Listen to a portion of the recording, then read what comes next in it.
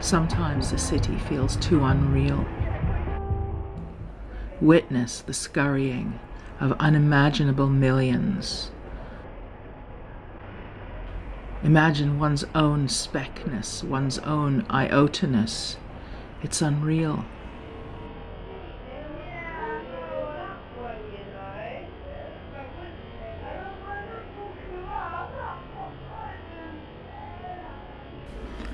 A hulk of steel, rusted, perhaps ripped from the steel mills of Sheffield, from the shipyards of Glasgow or Newcastle.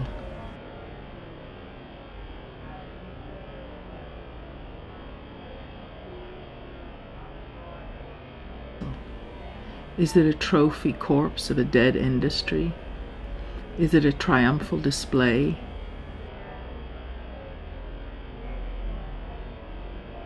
I'm trying to imagine Richard Serra in the foundry, supervising this great hunk of metal being heated and pounded and forged. Forged.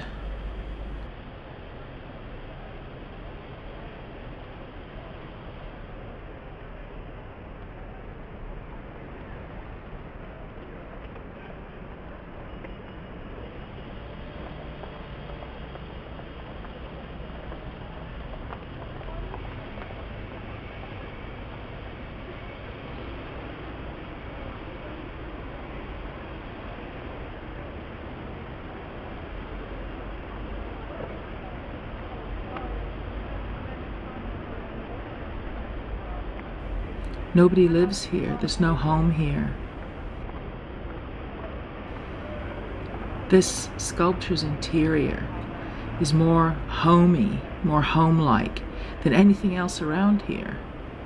I could imagine camping here. It's a metallic teepee. I could imagine camping here, uttering shamanic chants to the moonlight.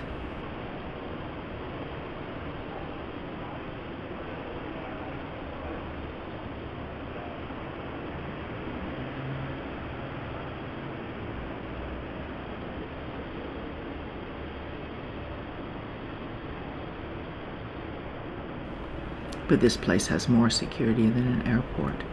Woe betide any weary traveler missing his last train that tried to bed down here for the night.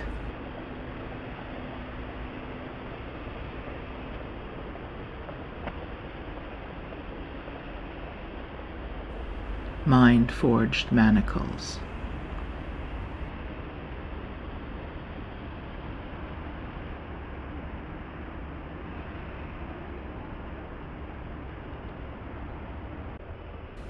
It's forbidden to take photographs here, although people often do.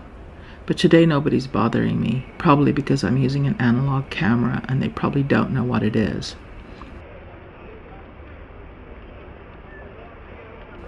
It's the Canon AE1, state-of-the-art in its time. I'm using a 200 ASA color film Kodak, I think.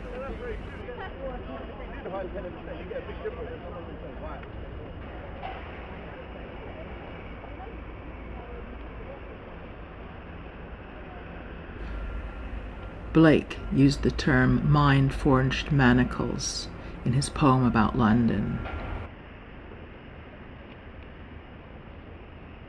The idea that London is a kind of trap that we create for ourselves. It exists in our minds, but we've created it, we've forged it in our own mental fires. The mind-forged manacles of London. Manacles, metal, fire. Still, there's something comforting about metal, something comforting about solidity. Like this object here, this camera, the warm steel of this camera as it sits in my hand. It's something real.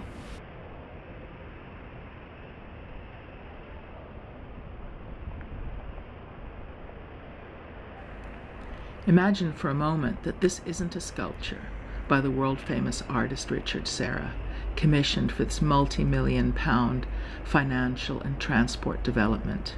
Just imagine. Just imagine. In that case, what is it? What is this amazing, massive conglomeration of metal? Is it a space rocket that hurtled to Earth and somehow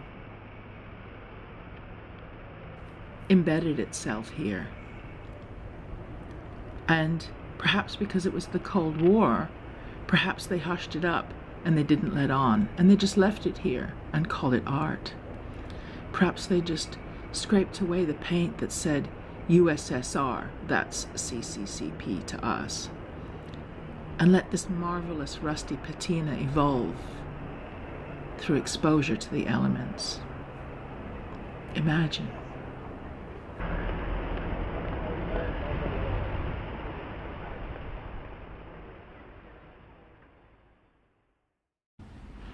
Actually, the piece is called Fulcrum. What's interesting about this work is that, unusual for an artwork, its title does actually describe what it is. It does resemble an actual fulcrum. It's not that metaphoric. Good for Serra. I suppose when I look at it here, the idea is that this sculpture is the symbolic fulcrum around which all the levers of business and finance pivot. And given its position in the middle of the city of London, perhaps it really is. But it's also a place to keep assignations, to eat your donuts, to have a crafty, although I think probably forbidden, cigarette. That's what public art is. That's what public art usually ends up doing, if it's lucky. I wonder if the people who come here every day, if they like this sculpture. I could ask them, but is the answer really important? Artistic taste is subjective. But maybe they don't even see it as art. Maybe to them it's just street furniture, like a rail or a bollard. It's just there, without the frisson or excitement and reverence and religious experience that capital A art is supposed to have. And here it is. And we move through the city, and we stop, and we look, and we imagine, and then we move on.